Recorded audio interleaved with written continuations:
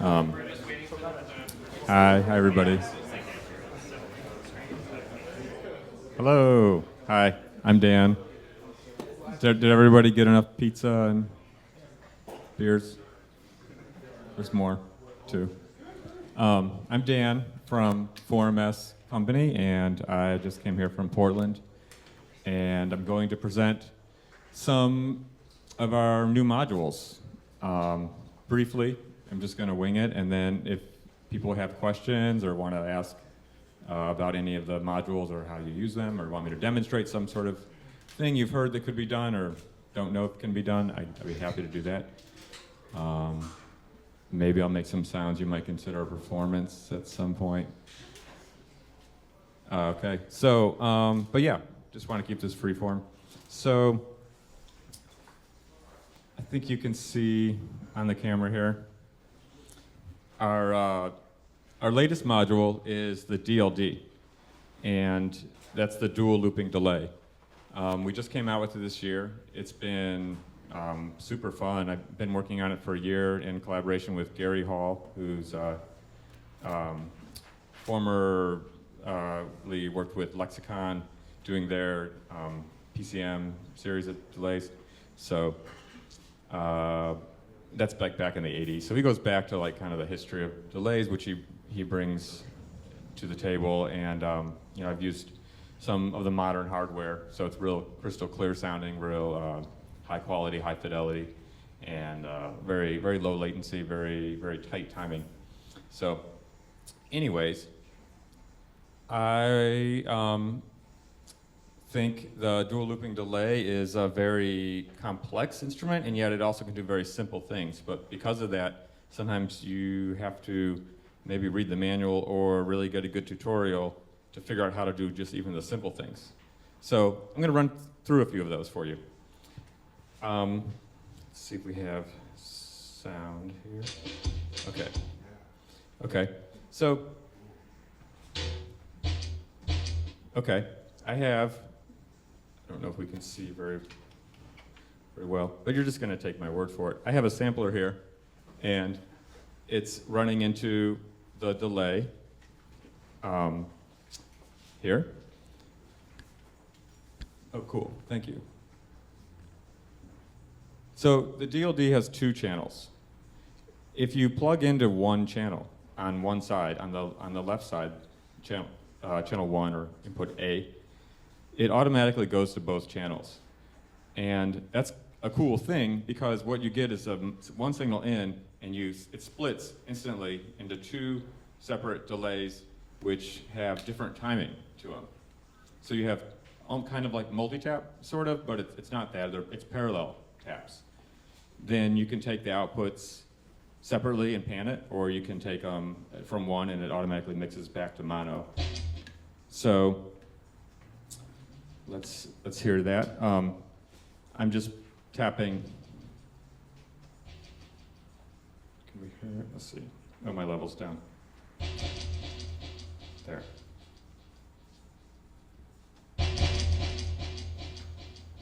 So that should be in stereo, depending on where you're standing in the room. You can hear, I have different delay times for each speaker.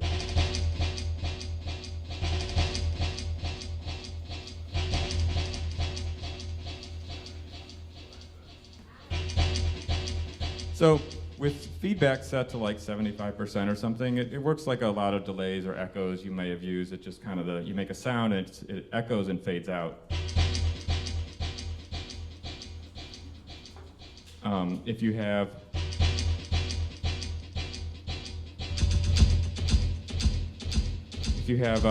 there's a dry-wet control, of course, which is very common. That should make a lot of sense. There's this really interesting knob that I get asked about a lot called delay feed, which is basically the input signal. If I turn the delay feed down, it's just quieter. Now, I'll show you why that's really useful in a minute. But yeah, so this is how you do the basic echo kind of sound. You keep your feedback moderate, and you keep your channel lights, probably can't see those, There's a light blinking over each channel. It's just your tempo, and it's the same tempo as you're hearing there. Once you put a sound in there, you can reverse it by pushing those reverse buttons or giving it a gate. You can also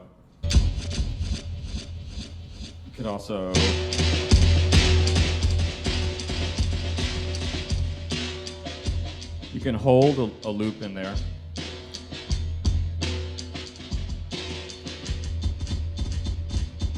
Right, like I locked that in, and then I can adjust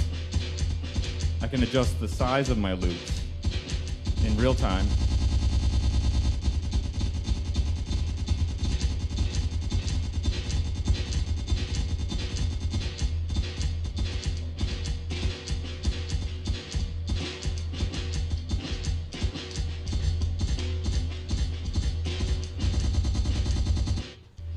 Let me do that a little simpler. One of the interesting things about the DLD is that it's clock timed. So I'm giving it a clock here. I forgot to mention that part. You can tap a tempo, or you can give it an external clock. The internal tempo is sample accurate, meaning it's accurate to one sample at the sample rate of 48 kilohertz. So it's actually locked to more, it has less jitter than any other clock on any other Eurorack module I was able to find. I measured tons of them. So, but that's actually can be a bad thing, because if the rest of your clocks in your system have jitter, and then you're using them as the master clock, the DLD, and then also using the DLD to do its thing, you get, when you have something that's not jittering against something else that is jittering, it sounds like jitter, because it's relative, you know. So you want to use the least jitter clock in your system as the master clock, if possible. If not, then you have to deal with jitter because you have jitter. So, but we do have a new DLD firmware update coming out that allows you to choose different ways of smoothing out jitter from external sources. So you could actually just use the DLD to smooth out clock jitter, and then get a 2-channel high-quality delay as a bonus, too. It would be your most expensive de-jittering clock module, but it has cool bonus features. So, that said, let me show you one of the cool things about the new firmware we're coming out with. First, let's make a little loop. Okay, I'm gonna pick a different sample here.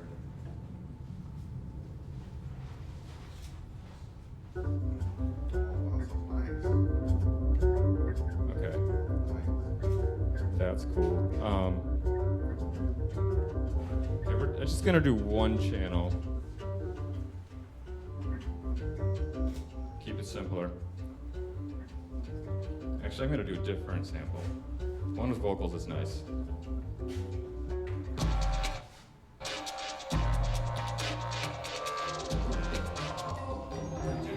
Okay.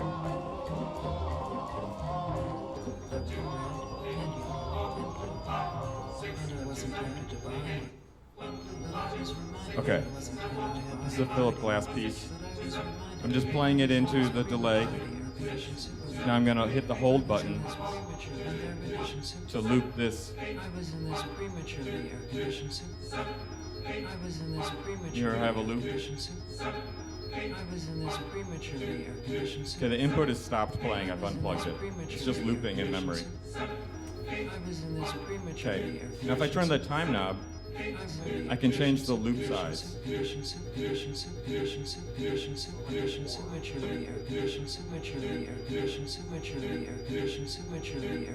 And all the loop sizes are quantized to the master clock. So I'm getting equal 1.5 times the master clock, twice, 3 times, 4 times, in the same integer way that you maybe are used to with the 4MS clock modules. This is 3 beats.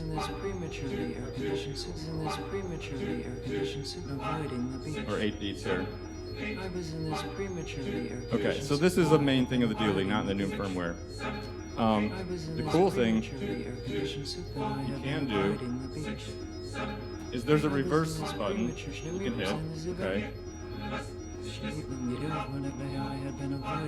We're back. In the old firmware, when you give it a trigger into the reverse jack, it would reverse, and you give it another trigger, it reverses again, so it goes forward. In the new firmware, you have you can do that too, but you have an option to set it to where it reverses when the gate is high and then goes backwards when it's low. Yeah. So if I push on this pad, it's backwards. If I let go, it goes forward. Backwards, forward. Okay, so now here's the payoff. If you run a pulse width, a variable pulse width square wave, pulse wave, into that jack, what happens is you can get a granular effect. The reason is because a variable pulse width is high for a certain period of time, and then it's low for a certain period of time, and it's variable. You can change the ratio between how long it's high, how long it's low. High is forward, low is backwards, or vice versa if you push the button. So what happens is, this is a VCO like from Bafako. It's just any VCO.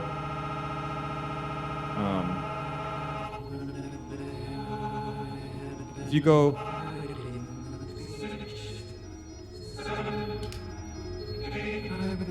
you can slow a sample down without pitch stretching it.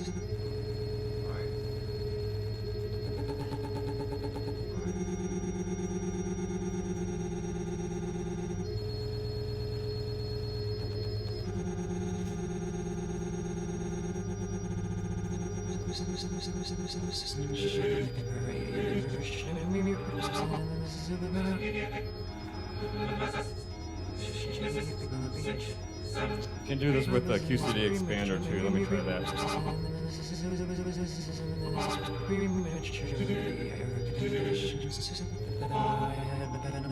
Hear how it's taking longer time because it's playing forward for 100 milliseconds, then backwards for 40, then forward, then backwards, then forward, then back. So it's like 4 steps forward, 3 steps back, 4 steps forward, 3 steps back. So it ends up going slower overall. If you invert the pulse width, ratio plays backwards.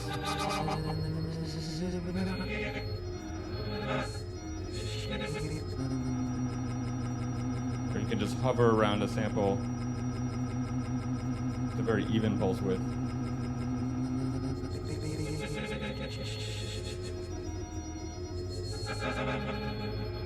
So it's slowed down. Or just normal. Yeah. And then the speed of the pulse wave is the grain size, so to speak.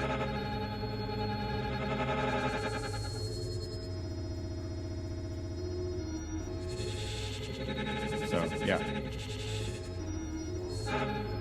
So that's an interesting thing because there's no pitch stretching algorithm or any resampling type thing that's happening inside the DLD. It's really just like a tape machine. If you were to play forward, hit backwards, play forward, hit backwards, it would do the same effect, but this is automatic. So we thought that was kind of a fun side effect of changing gates and triggers over for the input on the reverse button. You can do it with the hold too. I'm not sure, it doesn't do as interesting of effects, but you can do that. Okay, I want to show one more cool thing about the DLD, and then I'm going to make you guys ask me questions. So, okay, this is, people call this CAR plus strong.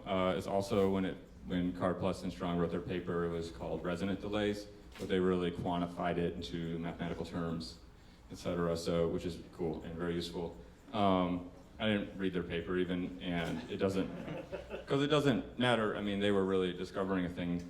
I'm not using the kinds of equipment they were using. So, but the basic idea is that you have a really short delay, and you feed it back. So we have feedback here on the DLD. Feed it back into the input, and then delay it really short. And by really short, I mean like audio wave length size. So you can do this on the DLD.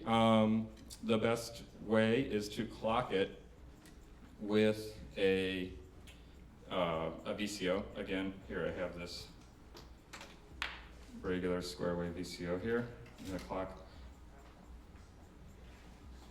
Let's play another sample. I use samples to demo the DLD a lot because I could use this really complicated patch. It sounds awesome, but then it's hard for you to know without knowing the patch, right? And then I found that I really like samples in my music. So,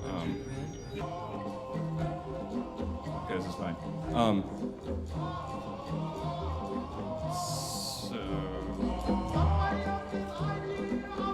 It's a Sun Ra.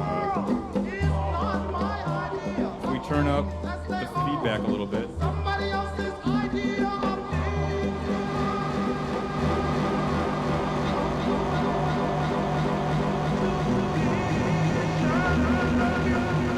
First of all, let me explain what I'm doing here. I have a fast VCO clocking it.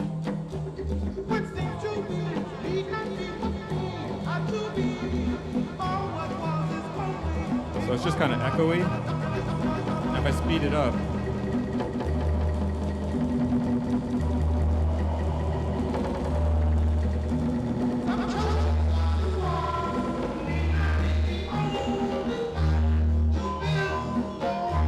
it's kind of robotic.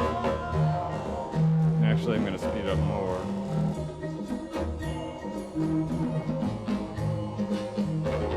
You hear kind of robot sound? If I turn the feedback up more, it can really ring.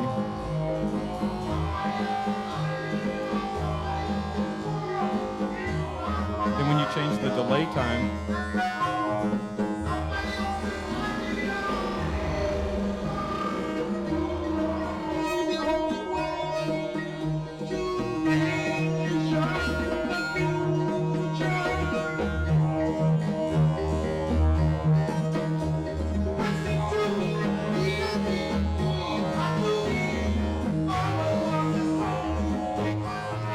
have two different ones going on. Here we have that one going over there and two different pitches in here. Because I have two different delay times, two channels again. But they harmonize with each other because they are all related to your input.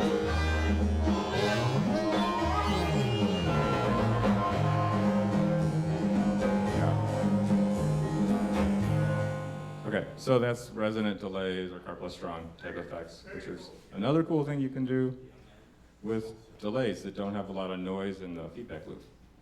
So, okay, so what does anybody, I'm wide open. Kind of question, so I like your style, it sounds like Alex Patterson, The Orb. What's that? It sounds like Alex Patterson, The Orb. Oh, really? Very, Yeah. old school, so I like Cool. that. Cool. Yeah. Thanks. Sounds like the orb. Yeah. What's your maximum sample rate, or what's the quality? Yes, good question. Yeah, this runs at 16-bit. The DLD runs at 16-bit and 48 kilohertz. Yeah, it's high quality. I just said it was high quality, but you're like, sure, everybody says that. I actually spent a lot of time making this high quality, and it makes some of my earlier designs look really noisy and bad. I actually learned a lot as a audio electronics engineer, low noise design, because when you're making a thing that's like your own thing, it can have some noise in it that's just the characteristic sound, but when you're making a delay and someone turns the feedback up and there's hiss, that hiss multiplies and multiplies, and then it's really, it makes a big difference to get it out. So it's not only high quality, it's also not recording noise at a high quality rate, it's very low noise too.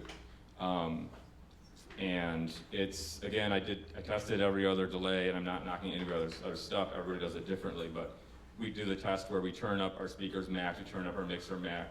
Well, first we plug the cable in so it doesn't pop. Then we turn the max to the output of any delay, and we do two tests, one with feedback down, and then we wiggle the time knob and just listen to the waterfall sound, because it's just like shh, because it's just a cable and everything's up max. And then we turn feedback up and see what happens. No input or a grounded input, just to see. When you have no input, you should have no output, but we actually have hiss out of any module. So even the DLD also, but we just measured the amount of noise we got from all the ones, and it did perform better than any other delay that we tested in the Eurorack format. So, then I was like, okay, I did it, that's good enough. Push the bar a little bit farther. Hopefully other designers push the bar a little bit farther each time. We'll get some high quality, low noise stuff. What's the maximum yes. sample time? Each channel has a maximum sample time of 2 minutes, 54 seconds. So each channel, separate. So yeah, I've been doing I'm doing really short things, obviously. But you can do really long loops. That's 44:16. 48:16. Yeah, 2 minutes 54. So about 3 minutes per side. Maximum. You don't hit the maximum much. If you tapped 2 seconds and then you flip this up and turn this all the way up, turn time all the way up to 32 bars. 2 seconds. That's a minute. I guess you do 4 seconds between taps. And then or something, so you can push it, but you don't often get that far, and it just maxes out at 3 minutes. So, but another use for this that I didn't demo, I showed like simple echoes and Car Plus, and then the weird granular thing that kind of makes sense, is long loops, like sound-on-sound loops and layers, which is kind of the main use of it. I guess I skipped that, but you can just have a loop going and then turn your mixer up and then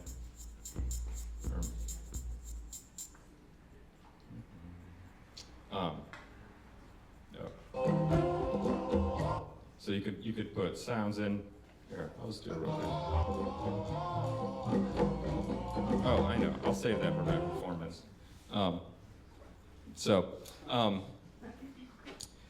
Yeah, sound-on-sound looping, like to make a long, like a minute thing, and then the other channel's going 45 seconds. So they're eventually, minutes, after 3 minutes, they're gonna line up again. Either one 3 times and one 4 times, something like that. So you can have your loops out of time, but then in time eventually.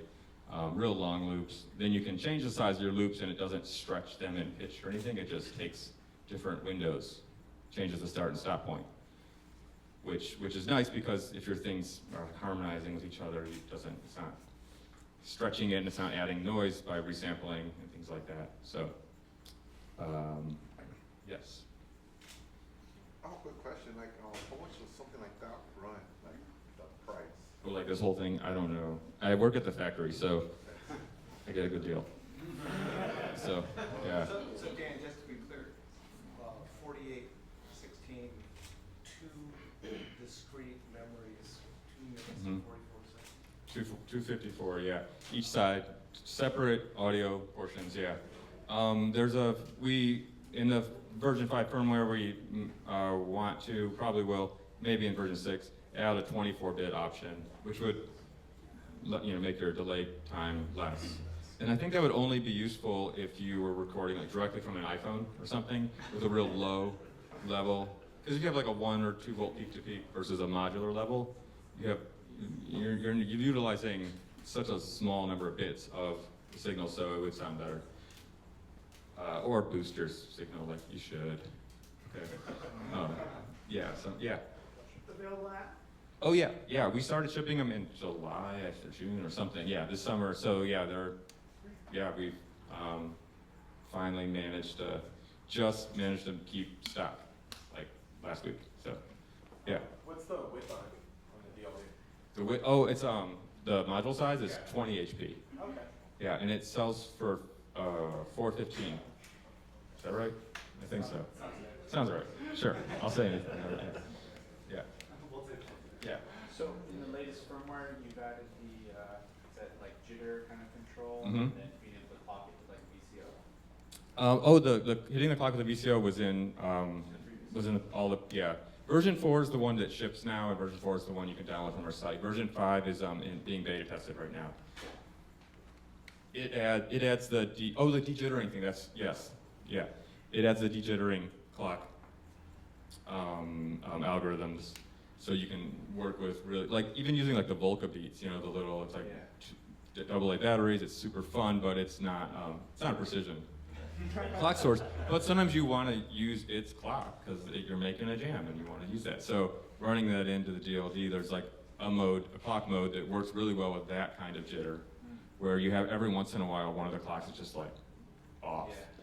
So it just ignores aberrations, and then other ones average it out, and others ignore different amounts of aberration, and then yeah, there's different mathematical algorithms to get rid of jitter.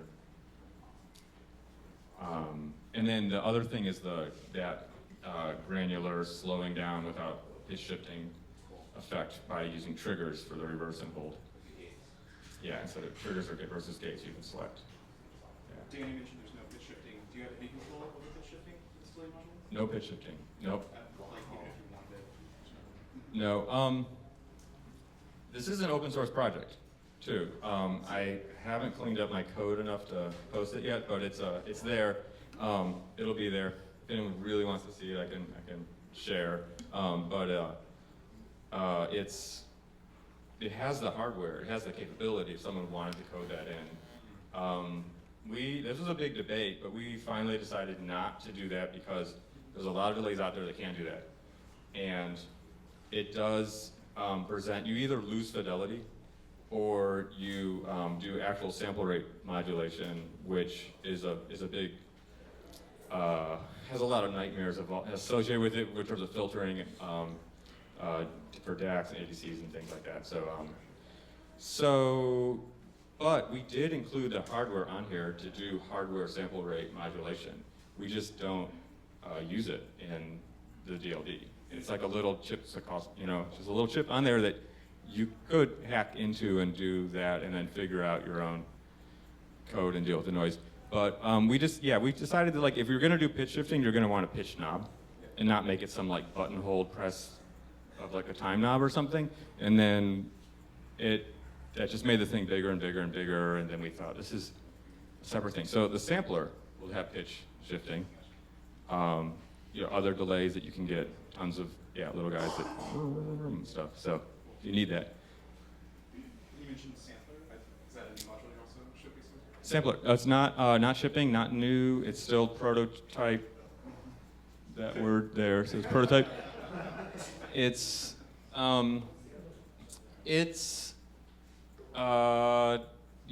I've had it at NAMM and some of the shows for a couple years now. But I just keep building like the spectral or multiband resonator or the dual delay or just other projects bump ahead because this works fine for me.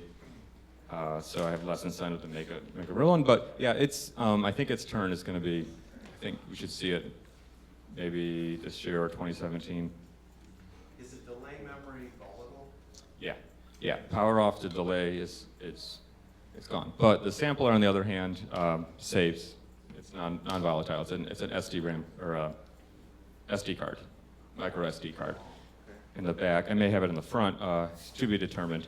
But so then your sample size is only limited by how many gigabytes do you have in your card. So 8 gigabytes or. Quick question: is it maybe compatible? Can you connect it to? No. No. No. Synthesizers? You CV. So you would want to convert your MIDI to CV. Control voltage. Mm-hmm. Yeah, exactly. So you Exactly. send that out to synthesizer and out of it. Mhm. The mini group, stuff like that. Yeah, and there's various ways to do that, and you probably should a shop like this might be able to lead you in which gear to get and everything and to get it, because there's a lot of options. But yeah, all this stuff is CV and trigger gate, discrete clock kind of stuff. Yeah. What language is the It's in C. It's in C. It's in so it's the ARM chips. It's the STM32 chips. So it's the ARM non-EB GCC compiler. It runs for that. The project, the spectral multiband resonator code has been up since that came out on our GitHub. So you can check it out. And make alt projects for the SMR or whatever.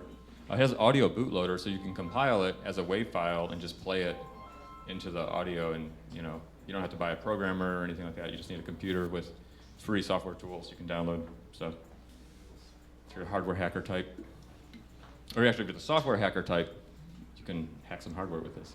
Yeah. You still make pedals? Yes, we do. Yes, we do. But no new ones. Yeah. Yeah. We still build the guitar pedals or effect pedals. Yeah.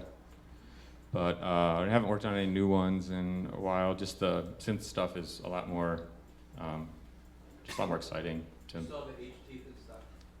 The H teeth pedal? Yeah. No. That was a one of a kind. Yeah, I don't know who has it, where it's been. Have you seen it? No. Oh. Cool. Dan, can you go over the control voltage inputs? What can you control? Oh, on the delay, there is a CV input for time and feedback. And all these have like special kind of things about them. There's also one for delay feed, which is again the input signal, how much of the signal you're actually laying down on to be recorded. You can change delay feed to control the wet-dry mix. And there's a system setting mode. You hold down all the buttons for 5 seconds, and then you look at this sheet that's in the manual. It says which button to push to change the mode. So you can change delay feed to adjust the mix, the wet-dry mix, if you want. Or you can, feedback has an interesting thing that if you give it a really high gate, it will only go to 100%, assuming you have the knob all the way down, which is nice because then you can have, when you're doing sound on sound stuff, you can have it at 100. The knob goes to 110%, that's why. So, which is like a blooming, louder and louder and louder thing. So you only want 100% a lot of times, yeah. Time has an interesting thing about it, is that it's normally quantized. Let me see if I can just make this go. Why did that turn down here? Okay, let's do a different sound. Okay, so normally, I get a loop going here.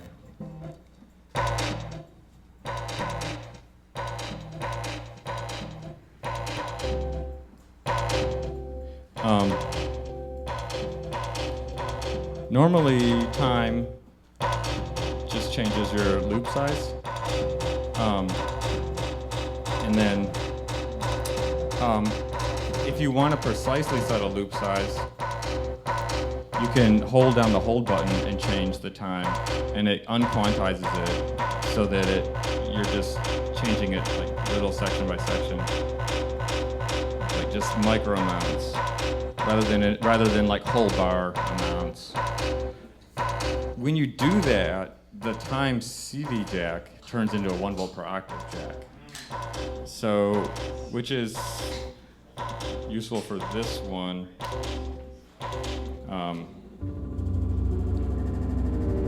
This one where you're doing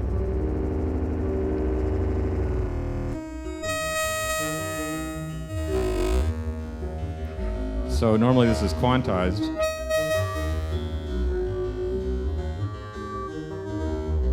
But you can turn it to 1 volt per octave, which I don't have a real sequencer or something, but so you can, it pitch bends, yeah. What's the rate?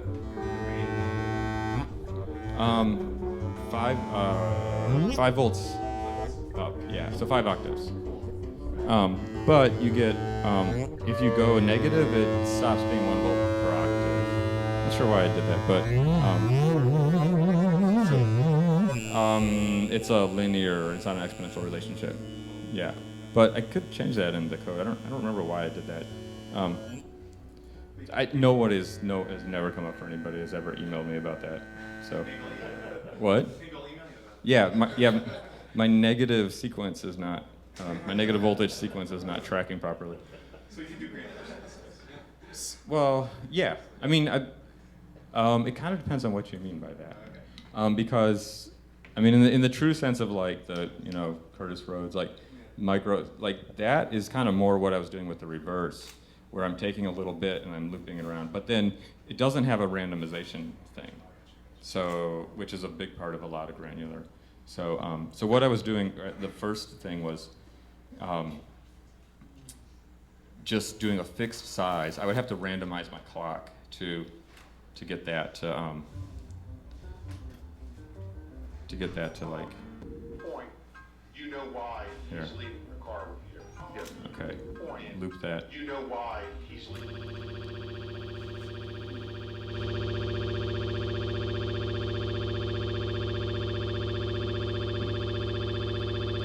Oh, it's going too fast. I want to know why.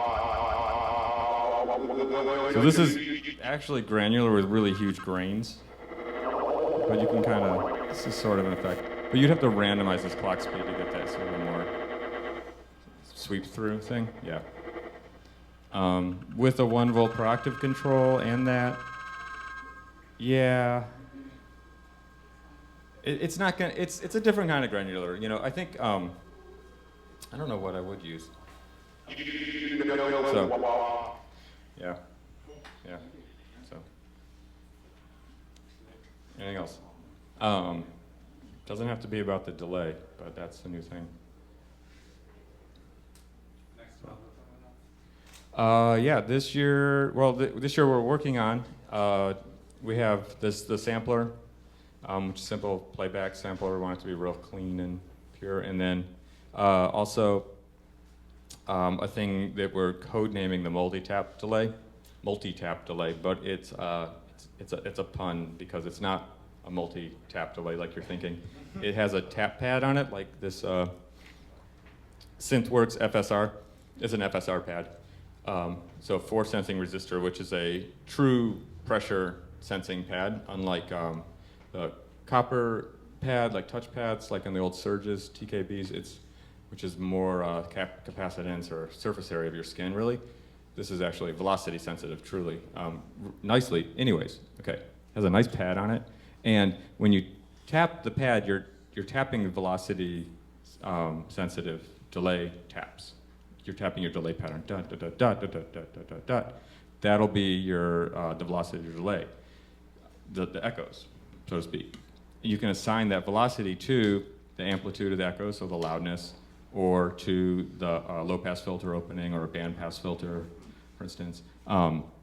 So it's pretty cool. You can speed up and squish the delays, and they essentially become reflections off a room, like a reverb.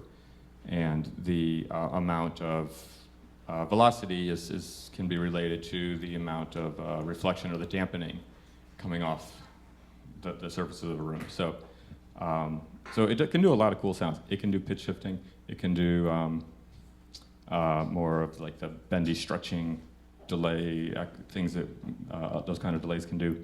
Same platform, hardware platform as this, so it's also very low noise, very high quality. That's in collaboration with Matthias Puke, who did the alt firmware for the clouds and a few other modules, the parasites. So, yeah, that's coming out soon. We're trying to get it out by the end of the year, but again, we don't like to rush things. Half-baked ideas, not so fun. So we like to take our time, get it right. But yeah, soon. That's what we're actively working on. Those two things. And some other little things, mixers and stuff, but they're boring, yeah. So.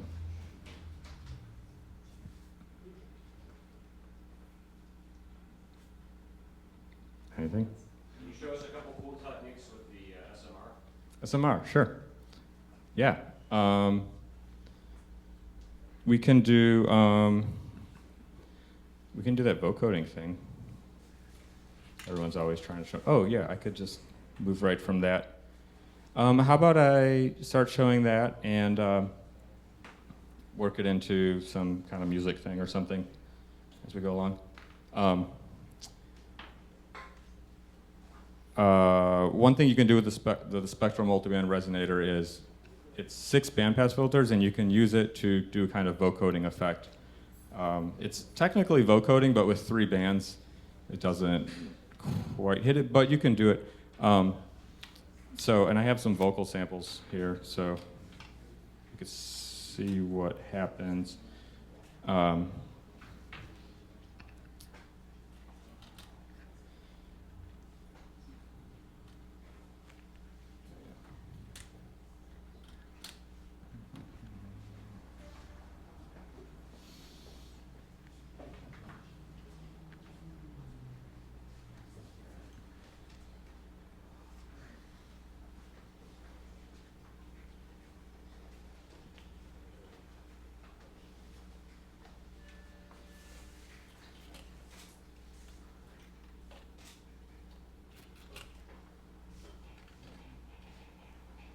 it takes a lot of setup. You have to get all the levels just right. And you have to patch even channels into odd channels.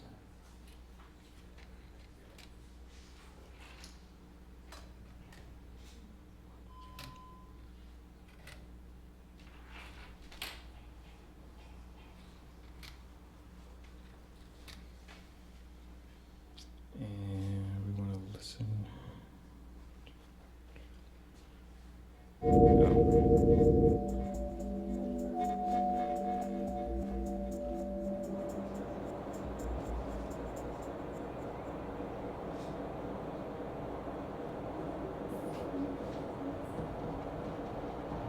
Okay.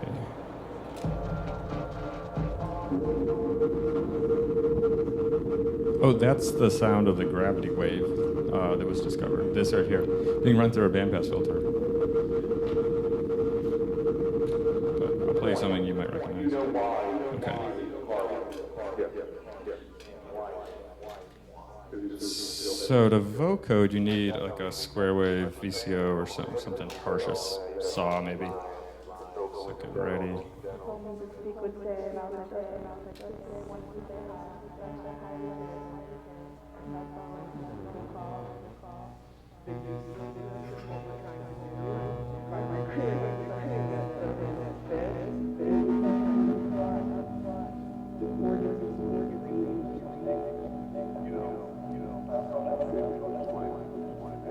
Okay, this is vocoding.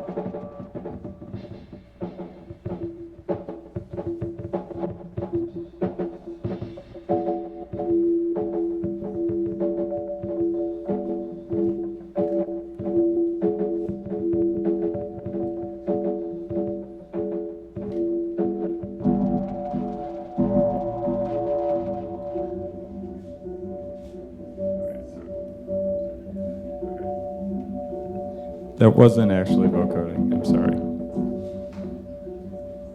Thank you for being politely not calling me out on that.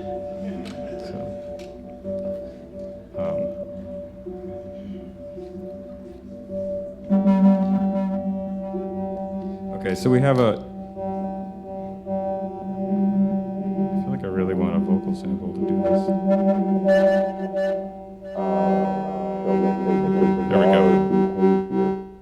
Such as taking your clothes off in public and Okay. so on. And it creates a general ambiance of uncertainty about the nature of reality. And what I mean by that is you talk to people who aren't there, you text This is vocoding.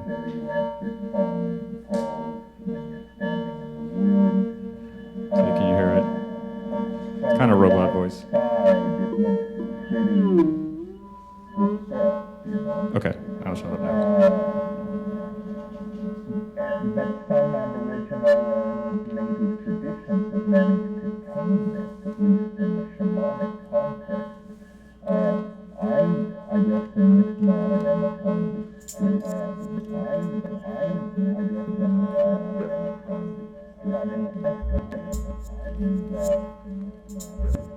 when I say psychedelic, when I say psychedelic, when I say psychedelic, when I say psychedelic, when I say psychedelic, when I say psychedelic, when I say psychedelic,